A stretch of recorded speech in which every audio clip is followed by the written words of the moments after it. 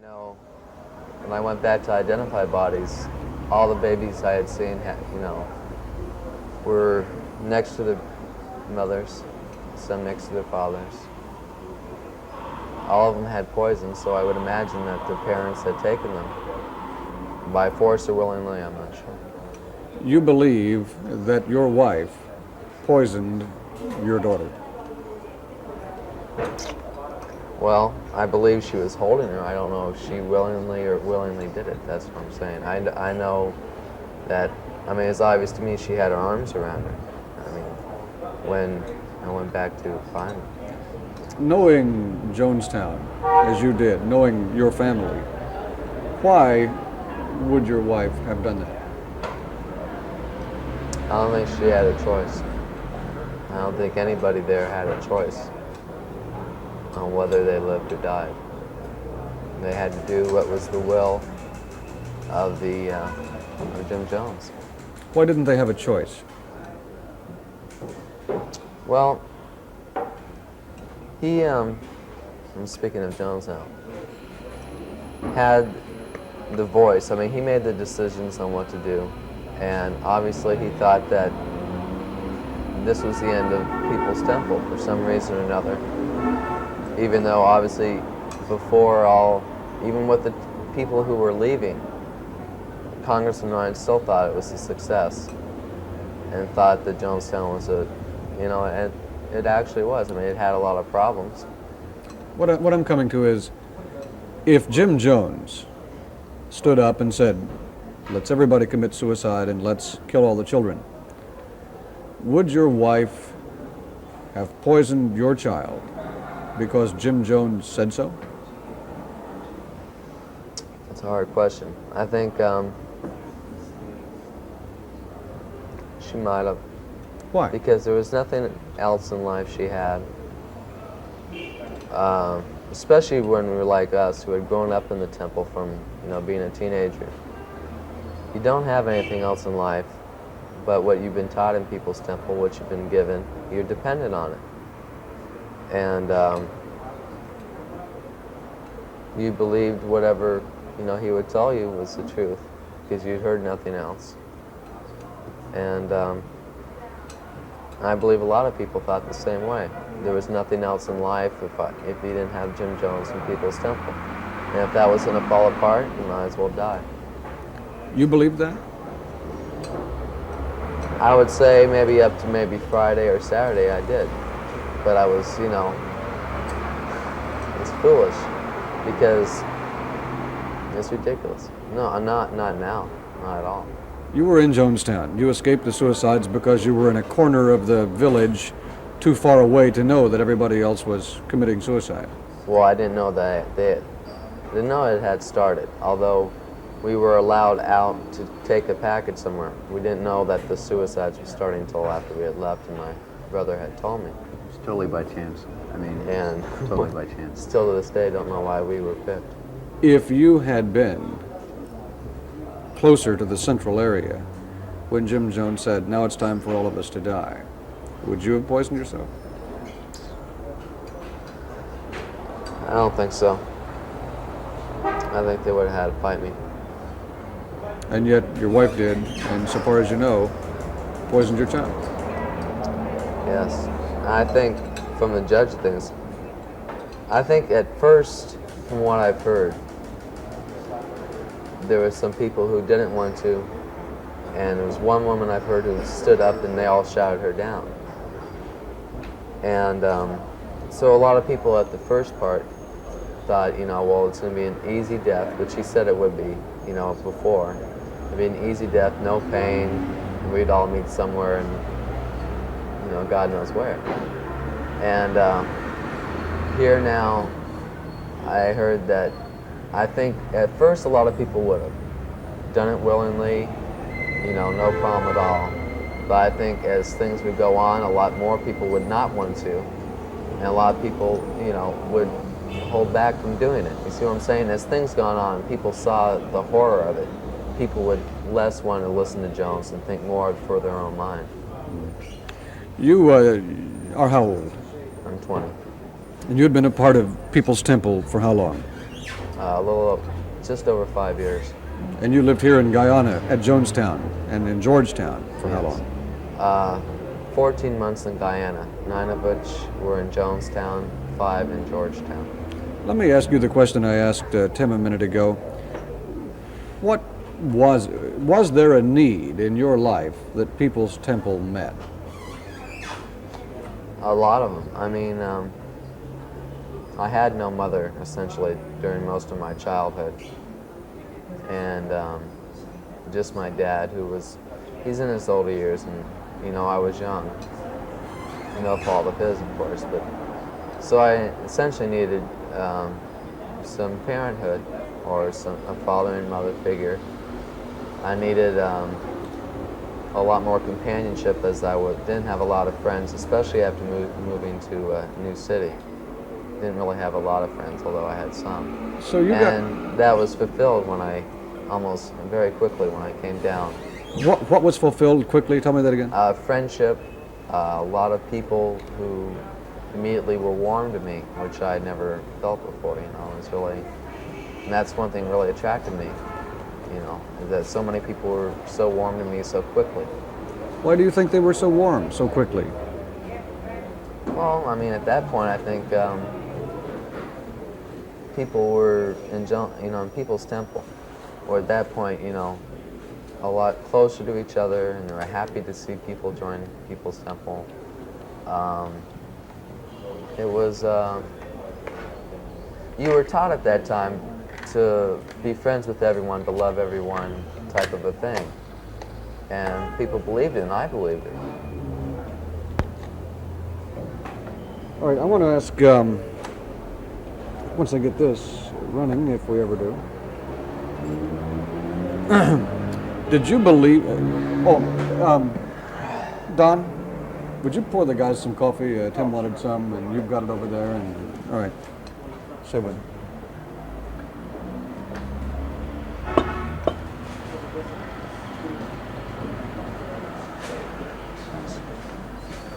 Anytime.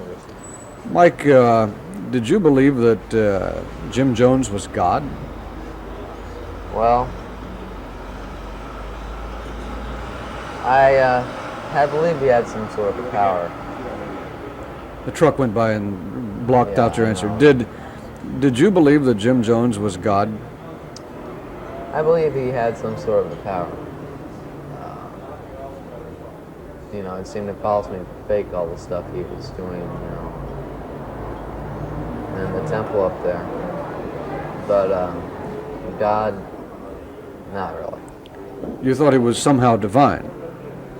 Yeah, I believe he had some sort of, he just the way he had spoke, and the way he presented himself. It seemed that way. Yeah. That he was somehow in touch with God? I don't know, in touch. I mean, as far as a religious aspect, he was not religious. I mean, he spoke from, some verses from the Bible and so forth, but anybody who knows anything about Jim Jones, he was not a religious person. What was he? He was an atheist, although he believed, there was Jesus and everything, but he believed more of a equalitarian type of a living. He was more interested in socialism, Marxism? More so, as we got down here more, it was more into the Marxist-Leninists, especially down here in Guyana. He would just call it equalitarianism and socialism in the States. He told you that he didn't believe in God? And a divine God that, he said, how can there be a God with Anthropomorphic God. A God who loved all and loved everything, yet there's starving babies throughout the world and suffering throughout the world. How could there be a loving God? Jim Jones told you he did not believe in God. Yeah, and a loving God, that's right. He said he didn't believe there was a loving God. That's right. He didn't believe there was a God figure, a thinking, conscious entity. Mm-hmm. Yeah, that's correct. Did that strike you as strange for Reverend Jim Jones to say? Well, as you got to know People's Temple, not really. As you know, People's Temple was just not an ordinary group. And it's obviously even more so now. Yeah, I mean, you pretty quickly got to know this, you know, that. And I mean, in a way, it made sense. The way he would portray it as, at least it made sense to me at the time, of course. How did Jim Jones say this? Was he speaking from a platform, or was he talking to you? No, he was speaking from a platform. He said it publicly. Anybody who's been in any service of People's Temple has heard that. And it's not a deep, dark secret. No. Anybody at any time practically who's been in any meeting of People's Temple would know that. well, then why did you? If Jim Jones himself said that he didn't believe in God, as most people understand God, a thinking entity, what was it that made you think that he had divine contact, since he himself disputed any sort of divine entity? I mean, contact with God? Yeah. Well, he never claimed he had, I don't know, maybe he did claim, I don't know, but he,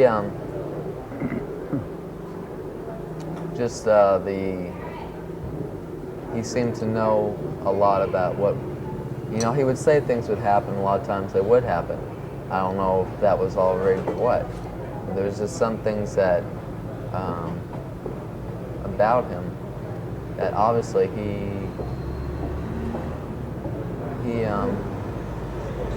I'm sorry, it's very hard to, it's been a long time. All right. Let me ask you, Tim, your wife, over on Tim.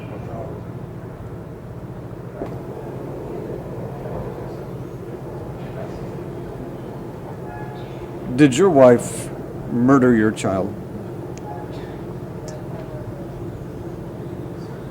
I don't know. I know the first thought that came into my mind was when I saw my baby dead in her arms was they'd murdered my son. Not that she had murdered my son. I think what I thought was Jim Jones had murdered my son. A mother's first instinct, ordinarily, Protect the child. and yet, from what evidence we have, there's reason to believe that your wife poisoned your child. True. Why would she have done that? I don't think she had any choice.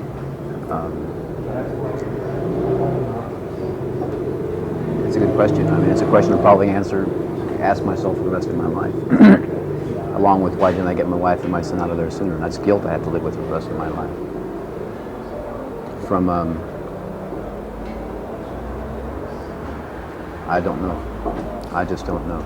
Would your wife have poisoned your child because Jim Jones said so? I can't believe that. Because I know how she felt about her son. I can't believe that. I know that when I saw her kneeling on the ground, there was tears going down her cheeks. And she was obviously in pain and grieving. I leaned over and I started crying and I said, I love you so much. I love you. I love you. And she started going into convulsions.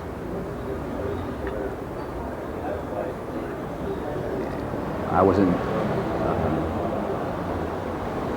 all I was thinking about at that point was, I mean, I had nothing else to live for. I mean, my son was dead and my wife was dying. And I had a way out of Jonestown, and I took it. I mean, why I was picked, I don't know. Can you explain picked? Well, like I said, I was walking down the path by the pavilion, and Maria Katsura saw me, and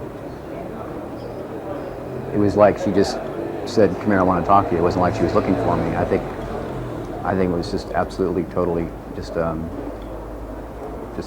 I don't know if you call it luck or... This is before the suicide ritual began. And so she said what to you? She called my brother and I into the room next to the radio room and said, folks that have a heavy suitcase to carry, would we help them carry it? And I said yes. I never conceived, the entire time I was in People's Temple, that Jim Jones would be mad enough to do anything like this. Because he asked me several months ago when I was in Jonestown for a short period of time. He asked me a rhetorical question. He said, do you know how we just don't all die tomorrow? And there was no crisis going on or anything like that. Like I said, it was a rhetorical question. And I said, no. And he said, because I do not have the moral right to take these babies' lives, these seniors' lives, these people's lives. We came 7,000 miles to live, not to die. And I believed him. I took him at his word. Why Guyana? I think there was a number of reasons. One, he had been in Guyana apparently 17 years ago. He liked the people. It was a third world country, black country, and the congregation was predominantly black. It was a government who was trying to start a socialist society. He had a socialist cooperative, and I'm not sure of all the elements that were involved, but I think those were... Going back to the money, Maria Katsaris, I think you said, asked you to come in and get this suitcase, and she said what? Like I said, when she asked this question, she just asked us if we would help folks deliver a heavy suitcase. She didn't say where or anything else. And I said, yeah, primarily because I just wanted to, I think, get out of Jonestown at that time. Like, if I had been thinking my wife and my son are going to die in the next 5 minutes, I'd have been thinking something entirely different. I've been thinking how to get them out.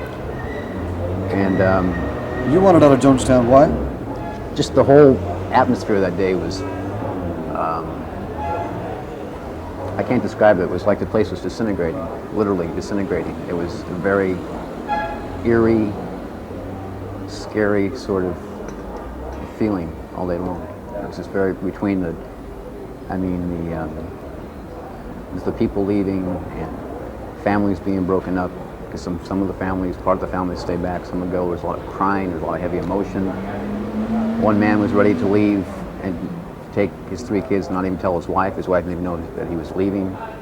And a very So you mean you wanted strange, to, you wanted to get out for the, you mean to go up to Georgetown or something, for an hour just, or a just week whatever. or I mean, she said, do you want to go? And I said, yeah, I want to go. But like I said, you didn't mean get away forever. You just meant No, leave for the time being because it was a bad scene that day. No, if I wanted to get away from ever, I did. So Certainly had the there was chances this to do suitcase, and then what happened? Well, you got to take things in sequence. She asked me to get my suit. She asked me if I had a suitcase. I said, yeah. She said, we better change your clothes, because I had not some heavy shoes on, just a t-shirt. I went back to the cottage area, and I changed my clothes and got my suitcase, and we went to West House. And I gave the suitcase to a woman named Carolyn Layton. I didn't go into the house. And her sister, Annie Moore, who was one of Jones's nurses, was coming up on the porch there in front of the house and asked me to go find Maria and ask whether or not 2 of the children that were there should come to the pavilion or whether they should stay down there. So on the way, I met Maria actually about halfway towards the pavilion, and I heard the word suicide. I didn't hear the context, but I became, at that point, I got a feeling of, I don't know, I can't describe the emotions. Terror, dread, like, oh my God, this couldn't be happening, or what I'm afraid might be happening, it can't be happening. And I went back, started back down towards West House, and I met Annie and told her that Maria had said, keep the children down there for now. And I knew we'd need some water, but I think, I don't know, I think I was being drawn towards the pavilion because I wanted to see what was happening. When I got in the kitchen area, I heard a lot of screaming and crying and a lot of going on. So at that point, that's when I thought about my wife and my son. I wanted to see, what was happening. So you went out, you saw your child dead, you saw your wife dying, you spoke to her, and then She you... didn't answer me. How were you able to flee at that point with this suitcase?